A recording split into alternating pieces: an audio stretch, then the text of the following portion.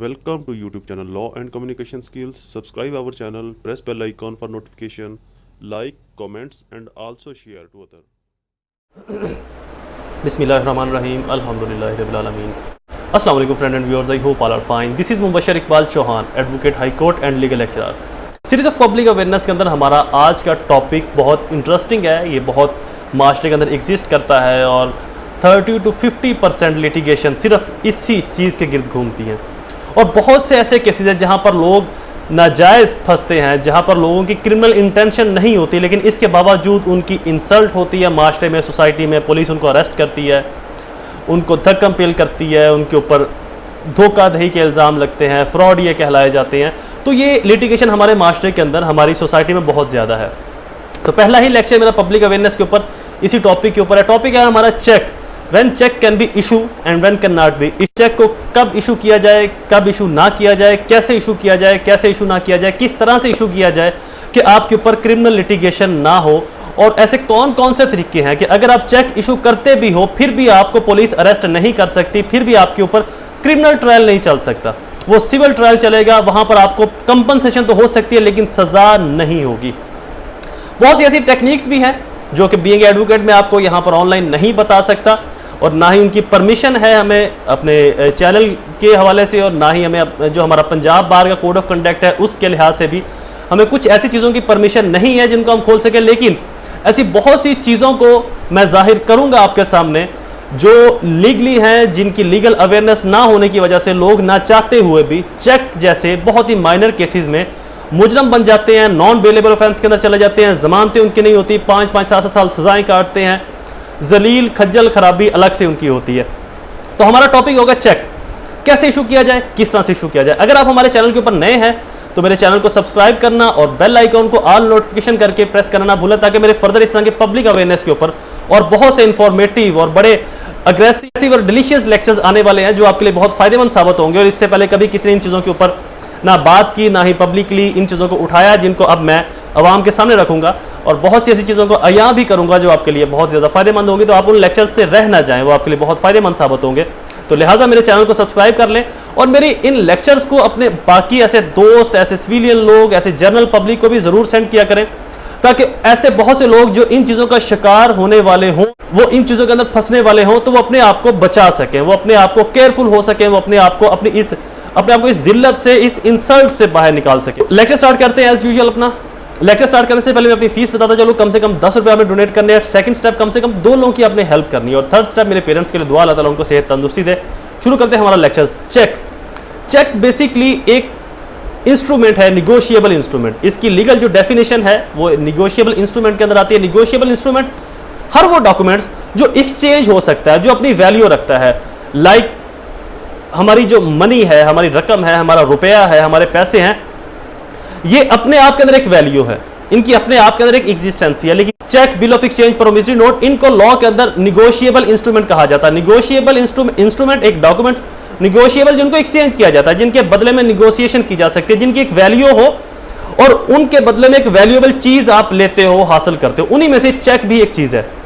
जब आहिस्ता आहिस्ता लॉ ने ये ऑब्जर्व किया सोसाइटी के अंदर कि लोग चेक का मिसयूज भी कर रहे हैं, तो इसको क्रिमिनल लिटिगेशन के अंदर शामिल कर दिया, ताकि लोग किसी के साथ धोखाधड़ी और फ्रॉड ना कर सके। लेकिन मोस्टली ऐसा होता है कि आपकी इंटेंशन नहीं होती धोखाधड़ी की, आपकी इंटेंशन नहीं होती फ्रॉड की, आपकी इंटेंशन नहीं होती किसी के साथ बुरा करने की, लेकिन फिर भी इंटेंशन आपकी नॉर्मली होती है। इंटेंशन आपकी as a guarantor, as a surety, as a guarantee आप उसको चेक देते हो, बट वो आपके ऊपर क्रिमिनल केस फाइल करवा देता है। वो बैंक से मेमो लगवाकर आपके ऊपर 499F 489F का पर्चा करवा देता है, जिसकी सजा भी बहुत ज्यादा है। और ये नॉन बेलेबल ऑफेंस है, चूंकि इंटेंशनली किसी को धोखा देने की नीयत से, किसी के साथ फ्रॉड कमिट करने की नीयत से ये जो काम किया जाता है।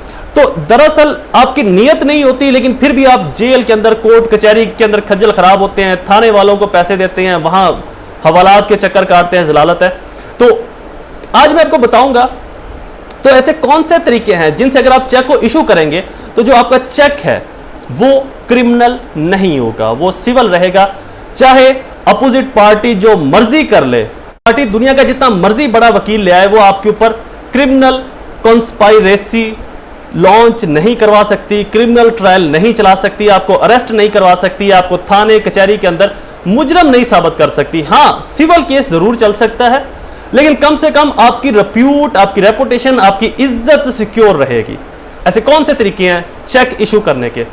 पहली बात, जब भी आप, क्योंकि जनरली हमारे सोसाइटी में होता क्या है कि एक शख्स ने, अगर फर्ज माल ये ए है, ये बी, इसने इसके साथ कुछ लेन देन का मामला किया, लाइक ए ने कुछ माल मंगवाया है बी से, अब उसने 10 लाख का माल मंगवाया है, 5 लाख दे दिया, 5 अभी उसने बकाया है, 5 देना है उसने अभी।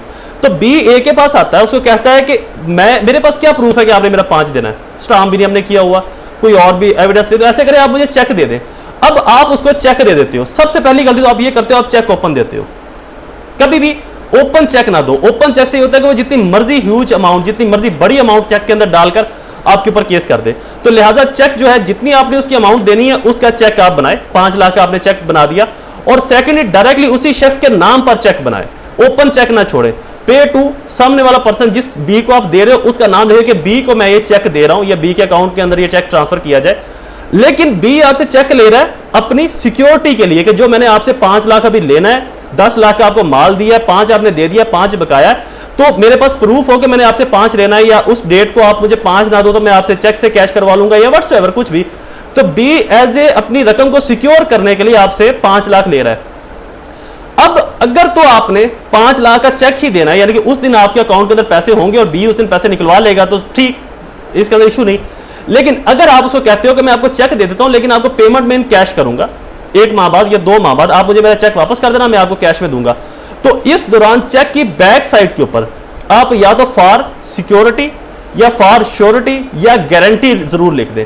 इससे होगा क्या कि सुप्रीम कोर्ट ने अपनी हालिया एक लेटेस्ट जजमेंट के अंदर यह करार दिया है कि हर वो चेक जो सिक्योरिटी के लिए, जो जजमेंट जो सिक्योरिटी के लिए, जो गारंटी के लिए, जो श्योरिटी के लिए दिया जाएगा, वो क्रिमिनल नहीं होगा, क्योंकि वो सिविल मैटर के अंदर फॉल करता है, क्योंकि वहां पर मेलाफाइड इंटेंशन नहीं है, बदनीति की इंटेंशन नहीं है, वहां पर आपकी इंटेंशन गारंटी की है, सिक्योरिटी की है, कि तब तक आप एज ए सिक्योरिटी मेरा ये चेक अपने पास रख लें, जब मैं आपको कैश के अंदर अमाउंट आपको पे करूंगा तब मैं आपसे अपना चेक ये वापस ले लूंगा। तो चेक की बैक साइड के ऊपर for security, for surety, for guarantee, या उर्दू में गारंटी आप लिख दें, गारंटी के लिए या गारंटी की वजह से, इस तरह के कोई भी वर्ड को भी लफ्ज लिख दें। अब इशू ये है कि बहुत से लोग तो कहते हैं जी हमने कुछ लिखवाना ही नहीं है, हमने लिखने नहीं देना, तो वहां पर क्या किया जाए? वहां पर आपको या तो वकील की याद आनी चाहिए, तो किसी वकील के पास जाए, मोटी फीस दे उसको, या चेक की बैक साइड के ऊपर छोटा सा क्रॉस लगा दे। उस वक्त बैक साइड पर छोटा सा क्रॉस लगा दे। होगा ये कि हर वो चेक जो डाउट में चला जाएगा वो क्रिमिनल कॉन्स्पायरेसी का हिस्सा नहीं बनेगा। क्रिमिनल कॉन्स्पायरेसी का हिस्सा तभी बन सकता है या बनाया जा सकता है जब एक चीज इंटेंशनली अपनी नीयत से किसी को धोखा देने के लिए इस्तेमाल की गई हो, धोखा देने के लिए यूज की गई हो।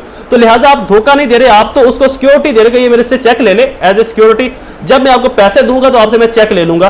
तो डेट मीन कि आपने धोखा नहीं देना, आपने इन कैश पेमेंट उसको अलग से देनी और आपका उसके साथ बिजनेस ट्रांजैक्शन है, बिजनेस लेन देन है।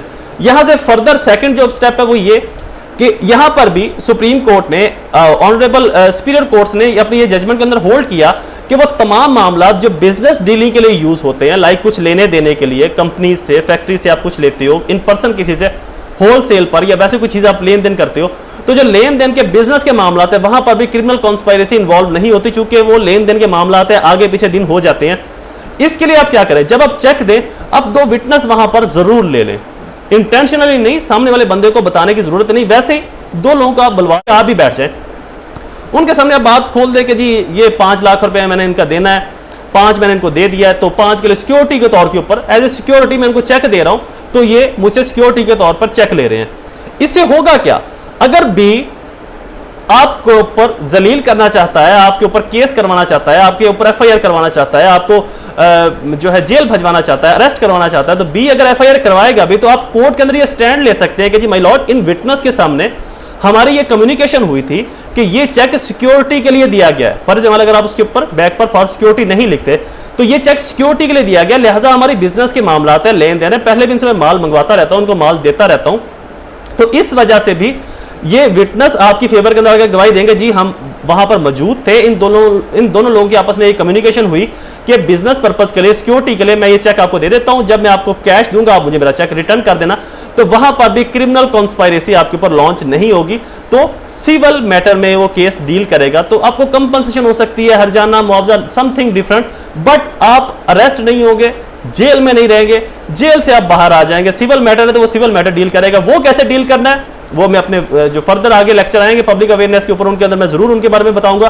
बट आज इनिशियल बताने का जो पर्पस था वो ये कि अगर आप चेक इशू करते हो तो उसके कौन कौन से तरीके, एक फॉर सिक्योरिटी लिखे, दूसरा 2 लोगों का आपस में गवाहन बना ले, तीसरी एक और चीज, हर शख्स के पास एक बुक होती है उसकी शॉप के ऊपर जहां पर वो अपना रिकॉर्ड मेंशन करता है, कुछ भी लिखता है। फर्ज माल आपने किसी कंपनी से या किसी पर्सन से थोक के ऊपर माल मंगवाया, 10 लाख रुपए आपने उसको दे दिया, 5 बकाया है, तो आप क्या करें, जो आपने 10 लाख रुपया दिया वहां पर आप 5 लाख रुपया पे ये लिख दें और नीचे बैलेंस 5 लाख लिख दें। उसके साथ उस शख्स का आईडी कार्ड लेकर जिसको आप चेक दे रहे हो और साथ में अपनी बुक के ऊपर ये लिख दे कि मैं फॉर सिक्योरिटी के लिए चेक दे रहा हूं, फलान डेट तक मैंने पैसे दे दिए तो ये मेरा चेक मुझे वापस कर देगा। ये हेडिंग 2 लाइनें उसके ऊपर लिखवाकर जिस शख्स को आप चेक दे रहे हो बी को, उसका थंब इंप्रेशन और उसके साइन वहां पर जरूर ले रहे। ये एक ऐसा तरीका है कि अगर फर्ज माल वो शख्स कहता है कि जी मैंने चेक की बैक साइड के ऊपर फॉर सिक्योरिटी नहीं लिखने देना, चेक मुझे आप ओपन दे, उसको बोलेंगे ठीक है जी ले लो चेक, ये 5 लाख रुपए तुम्हारे नाम के ऊपर चेक ले लो। अपनी बुक के ऊपर 10 लाख दे दिया, 5 माइनस कर दिया, 5 लाख बैलेंस है, नीचे ये लिख दिया कि फलां चेक नंबरी, जो भी आपके चेक का नंबर है, वो चेक ब अमाउंट या ब रकम या मेंशन रकम या पे रकम उसके ऊपर या इन राइटिंग रकम 5 लाख रुपया फलां डेटेड मैंने फलां शख्स को जिसका नाम सो एंड सो है उसको दिया है और ये सिक्योरिटी के लिए मैं फलां डेट तक इसको पैसे देकर इससे अपना ये चेक वापस ले लूंगा। आपने ये नहीं लिखना कि अगर मैंने पैसे ना दिए तो ये चेक रिसीव कर लेगा, आपने सिर्फ ये लिखना कि फलां डेट तक मैं इसको पैसे देकर इससे ये चेक वापस ले लूंगा। ये आप एक तहरीर के तौर के ऊपर लिख लें। इससे होगा क्या, उसका थंब इंप्रेशन ले लें, उसके सिग्नेचर ले लें, उसका आईडी कार्ड नंबर और अपना आईडी कार्ड नंबर, अगर गवाहन वहां पर कोई मौजूद है, आपकी शॉप के ऊपर कोई मुलाजिम है या कोई भी और शख्स है, या कॉमन एक पर्सन को बुलवाकर 1 या 2 लोगों को उनके गवाहन के नीचे दस्तखत लेकर उनको भी यहां पर लिख लें। यह तहरीर आपके लिए इतनी कंप्यूटेबल होगी, इतनी क्रेडिबल होगी कि यह तहरीर आपको क्रिमिनल जो लिटिगेशन है उसे ऐसे निकालेगी जैसे दूध से बाल निकालते हैं और इमीडिएटली आपको सिविल मैटर्स के अंदर ले आएगी। ये 3 कुछ ऐसी ट्रिक्स थी जिनकी वजह से अगर आप चेक इशू करते हो तो आपके ऊपर कभी भी क्रिमिनल कॉन्स्पायरेसी लॉन्च नहीं होगी। मजीद ऐसे बहुत सी चीजें हैं वो हम नहीं बता सकते। पंजाब बार के कोड ऑफ कंडक्ट के मुताबिक कोई भी वकील इतनी ओपनली कॉन्वर्सेशन नहीं कर सकता। उसके लिए आपको किसी भी वकील के पास जाना पड़ेगा, मोटी मोटी फीसें देनी पड़ेगी और मजीद वो आपको इस तरह की चीज़ों के बारे में, कानून की आगाही के बारे में आपको ज़रूर वो इंफॉर्मेशन देगा। I hope so. अगर आपको मेरा ये लेक्चर पसंद आया हो तो इसको शेयर ज़रूर कीजिएगा अपने तमाम व्हाट्सएप ग्रुप्स के अंदर, अपने बिजनेस कम्युनिटी के अंदर, अपने सोशल अहबाब सर्कल के अंदर। मेरे चैनल को सब्सक्राइब जरूर कीजिएगा और मुझे अपनी दुआओं में ज़रूर याद रखिएगा। अल्लाह ताला आप सबका हामी और नासिर हो। वस्सलाम।